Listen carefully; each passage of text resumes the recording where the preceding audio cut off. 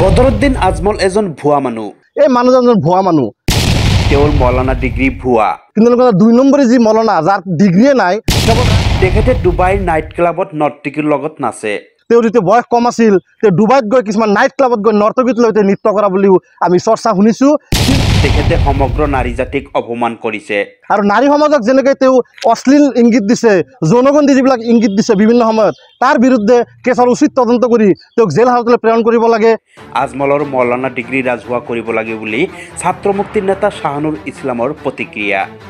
কলগাছিয়াত মৌলানা বদৰুদ্দিন আজমলৰ বিৰুদ্ধে ৰাইজৰ দল কৃষক মুক্তি ছাত্ৰ মুক্তিৰ প্ৰতিক্ৰিয়া। অখিল গগৈৰ পত্নী গীতাশ্ৰী তামুলীৰ বিৰুদ্ধে সংবাদ মাধ্যমৰ আগত তৰল মন্তব্য কৰাৰ পিছত আজমলৰ বিৰুদ্ধে ঝাঙুৰ খাই উঠিছে দল সংগঠনে।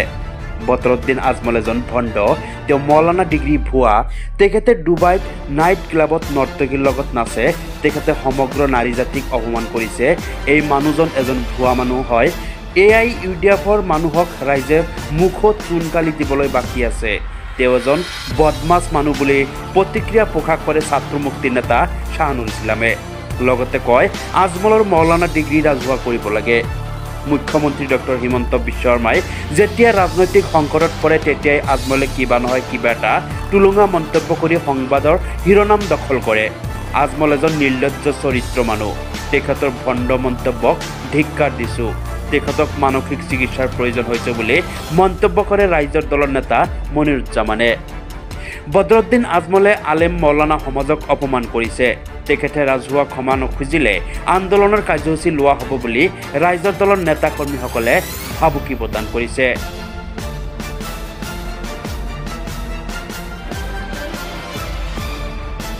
আপোনালোকে লক্ষ্য কৰিছে যোৱাকালি AIUDF দলৰ সুপ্ৰিমো বদৰুদ্দিন আজমল ডাঙৰীয়াই বিবৰুৱা কলেজৰ অধ্যাপিকা ডাক্তৰ গীতাশ্ৰী তামুলী তথা অখিল গগৈ ডাঙৰীয়াৰ পত্নী গীতাশ্ৰী তামুলীৰ বিৰুদ্ধে তেওঁ যেনেকুৱা ধৰণৰ অশালীন মন্তব্য কৰিছে, তেওঁৰ এই মন্তব্যক আমি তীব্ৰভাৱে গৰিহণা দিছোঁ।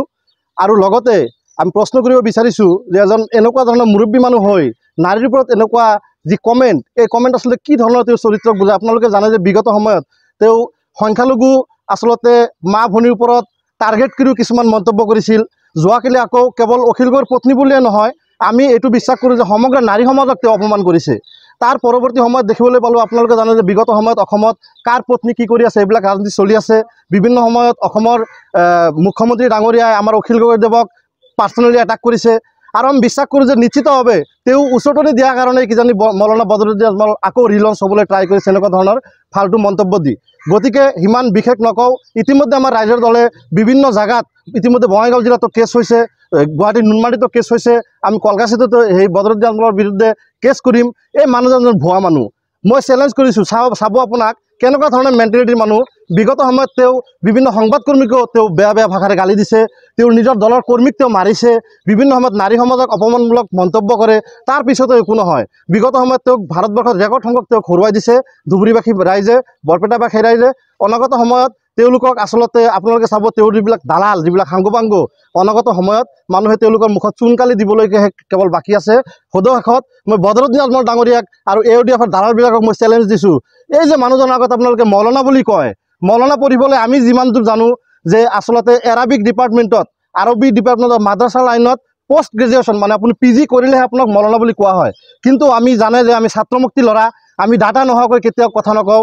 বিগত সময়ত আপোনালোকে ইলেকশ্যন কমিশ্যন অফ ইণ্ডিয়াৰ ৱেবছাইটত যাব, সংবাদকৰ্মীসকলক মই আহ্বান জনাইছোঁ। তাত তেওঁ মৌলানা পাছ কৰা ক'তো উল্লেখ নাই। তেওঁ কিবা BA পাছ কৰিছে 1985-ত, 1975-ত তেওঁ ফাজিল পাছ কৰিছে, তেওঁ তাত মৌলানা ডিগ্ৰী নাই। মই চেলেঞ্জ কৰিছোঁ, আপোনালোকে কৈছোঁ, আৰু অসম চৰকাৰকো মই আহ্বান জনাইছোঁ, আপোনালোকে তদন্ত কৰক। আৰু এই যে বদমাছ মৌলানাৰ যে নাম তেওঁ লৈছে, মৌলানা এটা পবিত্ৰ শব্দ। আমি মুছলিম ল'ৰা, আমাৰ মুৰব্বীৰ প্ৰতি মৌলানাসকলৰ প্ৰতি খুব শ্ৰদ্ধা আছে। কিন্তু ২ নম্বৰী যি মৌলানা যাৰ ডিগ্ৰীয়ে নাই, কেৱল ৰাজনৈতিক মুনাফা লোৱাৰ কাৰণে মৌলানাৰ ডিগ্ৰীটো এডপ্ট কৰি লৈছে, এইটোৰ উচিত তদন্ত হ'ব লাগে। আৰু নাৰী সমাজক যেনেকৈ তেওঁ অশ্লীল ইংগিত দিছে, যৌনগন্ধি যিবিলাক ইংগিত দিছে বিভিন্ন সময়ত, তাৰ বিৰুদ্ধে কেছৰ উচিত তদন্ত কৰি তেওঁক জেল হাজতলৈ প্ৰেৰণ কৰিব লাগে।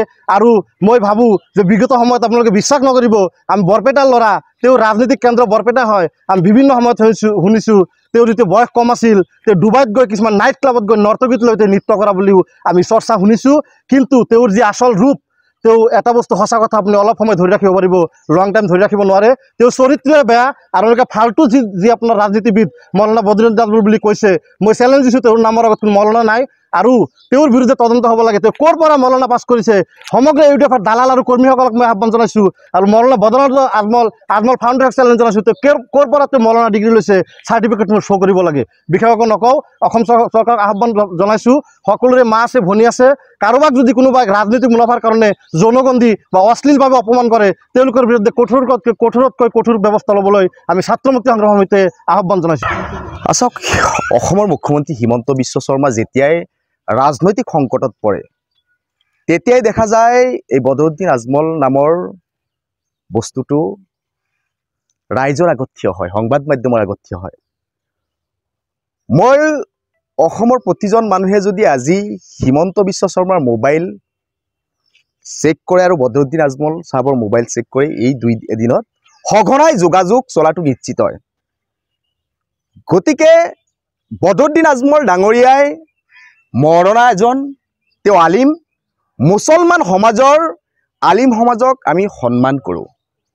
কিন্তু এই বদৰুদ্দিন আজমল চাহাবে শেহতীয়া মন্তব্যই আচলতে আলিম সমাজক লজ্জানত কৰিছে, অসমৰ মুছলমান সমাজক লজ্জানত কৰিছে।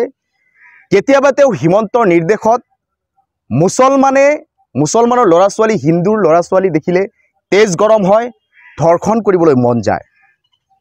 হিন্দুৰ ছোৱালী 30-40 বছৰলৈকে বিয়া নিদিয়ে, হিন্দুৰ ল'ৰাসকলে বোৱাৰীসকলৰ লগত পৰকীয়া কৰে।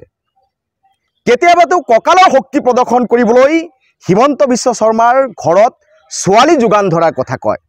মই বদৰুদ্দিন আজমল ডাঙৰীয়াক প্ৰশ্ন কৰিব বিচাৰিছোঁ, আপুনি যে কঁকালৰ জোৰ দেখুৱাৰ কাৰণে হিমন্ত বিশ্ব শৰ্মাক ছোৱালী যোগান ধৰাৰ কথা কৈছিল, আমাৰ ছোৱালী যোগান ধৰিম, আমাৰ ছোৱালী দি আহিম বুলি কৈছিল, সেই ছোৱালী কাৰ ছোৱালী, কোনজন ছোৱালীৰ কথা কৈছে, কোনটো সমাজৰ ছোৱালীৰ কথা কৈছে, প্ৰশ্ন কৰিছোঁ বদৰুদ্দিন আজমল ডাঙৰীয়াই। আপুনি কয় যে মুছলমানৰ জনসংখ্যা বৃদ্ধি কৰাৰ কাৰণে ৰাজহুৱা সভাত আপুনি ঘোষণা কৰে যে বংশ বৃদ্ধি কৰিব লাগে। আপুনি কয় 4-5টাকে বিয়া কৰালেও কোনো আপত্তি কৰিবলগীয়া নাই।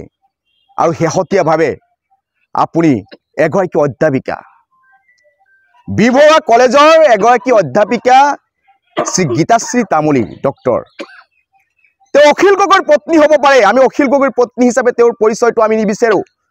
তেওঁ বিবৰুৱা কলেজৰ অধ্যাপিকা, এগৰাকী শিক্ষয়িত্ৰী, তেখেতৰ বিৰুদ্ধে আপোনাৰ সাংবাদিকে প্ৰশ্ন সোধাত আপুনি বহু কথা ক'ব পাৰিলেহেঁতেন ৰাজনৈতিক ব্যক্তি হিচাপে, কিন্তু তেখেতক বুঢ়ী বুলি আখ্যা দিছে আৰু কৈছে যে মই বুঢ়া হ'লেও মোৰ মনটো যৌৱন এতিয়াও আছে।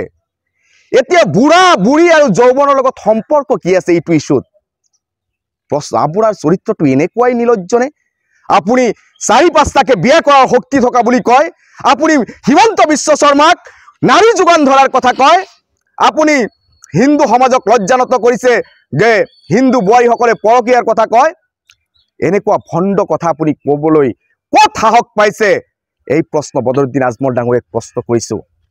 আৰু অনাগত ভৱিষ্যতে আপুনি এনেকুৱা তুলুঙা মন্তব্য অসমৰ বুকুত নকৰিবলৈ আপোনাক ৰাইজৰ দলে আমি সকিয়নি প্ৰদান কৰিছোঁ।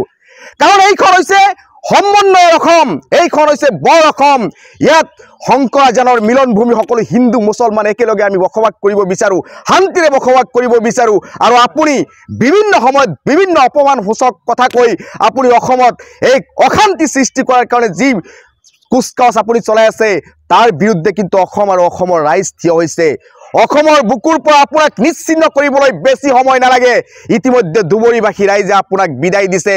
গোটেই অসমৰ পৰা আপোনাক আৰু আপোনাৰ দলক বিদায় দিবলৈ মানুহ এতিয়া সংকল্পবদ্ধ হৈছে। আৰু অসমখন শান্তি ৰখাৰ স্বাৰ্থত অসমবাসী ৰাইজক মই আহ্বান জনাম, এনেকুৱা সাম্প্ৰদায়িক ৰাজনীতি কৰা, হিমন্তৰ লগত সদায় পৰকীয়াত ব্যস্ত থকা, লিংলাং কৰি থকা হিমন্ত বিশ্ব শৰ্মা আৰু বদৰুদ্দিন আজমলে অসমখনক আচলতে লুটি পুটি খাই অসমখনৰ মানুহক এক সংঘাতময় পৰিৱেশৰ মাজলৈ ঠেলি দিবলৈ যি কুচকাৱাজ আৰম্ভ কৰিছে, যি ব্লু প্ৰিণ্ট আৰম্ভ কৰিছে, তাৰ বিৰুদ্ধে অসমবাসী ৰাইজ ওলাই আহিব লাগে। আৰু অসমবাসী ৰাইজক মই আহ্বান জনাইছোঁ, এনেকুৱা সাম্প্ৰদায়িক ৰাজনীতিক নেতাসকলক বিদায় দি সুস্থ সবল অসম গঢ়াৰ স্বাৰ্থত সকলোৱে আপোনালোকে ধৰ্মনিৰপেক্ষ ৰাজনৈতিক ক্ষেত্ৰখনক বিশ্বাস ৰাখি অসমক আপোনাৰ আগুৱাই লৈ যোৱাৰ কাৰণে সংকল্প লোৱাৰ এতিয়া সময় সমাগত। গতিকে বদৰুদ্দিন আজমল ডাঙৰীয়াক শেষৰবাৰৰ কাৰণে মই সকিয়নি প্ৰদান কৰিছোঁ যে আপুনি সেই হিমন্ত বিশ্ব শৰ্মাৰ চতুলিটিত যি ভণ্ড কথা, যি চৰিত্ৰহীন, আপুনি আচলতে এগৰাকী চৰিত্ৰহীন ব্যক্তি হিচাপে ইতিমধ্যে অসমবাসী ৰাইজে বুজি পাইছে। আপোনাৰ কথা বাৰ্তাক, আপোনাৰ চাল চলন, আপোনাৰ প্ৰতিটো ষ্টেটমেণ্টত আপুনি অসমখনক অশান্তি কৰিবলৈ সৃষ্টি কৰিছে, ভাতৃঘাতী সংঘৰ্ষ লগাবলৈ সৃষ্টি কৰিছে আৰু মা সমাজক, নাৰী সমাজক যি আপুনি বাৰে বাৰে অপমান কৰি আছে তাৰ বিৰুদ্ধে ৰাজহুৱাভাৱে আপুনি যেতিয়ালৈকে ক্ষমা নিবিচাৰিব তেতিয়ালৈকে ৰাইজৰ দল বা অসমৰ দল সংগঠন বহি নাথাকোঁ। আমি ইয়াৰ বিৰুদ্ধে আজি সংবাদ মাধ্যমৰ মুখামুখি হৈছোঁ। প্ৰয়োজন হ'লে আপুনি ৰেজি থাকক, আপোনাৰ বিৰুদ্ধে গণতান্ত্ৰিক আন্দোলন গঢ়ি তুলিবলৈ আমি বাধ্য থাকিম। আচলতে AIDF দলৰ মুৰব্বী আজমল ডাঙৰীয়াই যিটো মন্তব্য দিছে গীতাশ্ৰী তামুলী ডাঙৰীয়ানীৰ ওপৰত, আচলতে ইয়াত আমাৰ আচৰিত হ'বলগীয়া একো নাই। কাৰণ অসমবাসী ৰাইজে জানে, অসমৰ সাধাৰণ ৰাইজে জ্ঞাত যে বদৰুদ্দিন আজমল ডাঙৰীয়া যে আচলতে অতি নিম্ন মানসিকতাৰ এজন ব্যক্তি, এই কথাটো সকলোৱে জানে।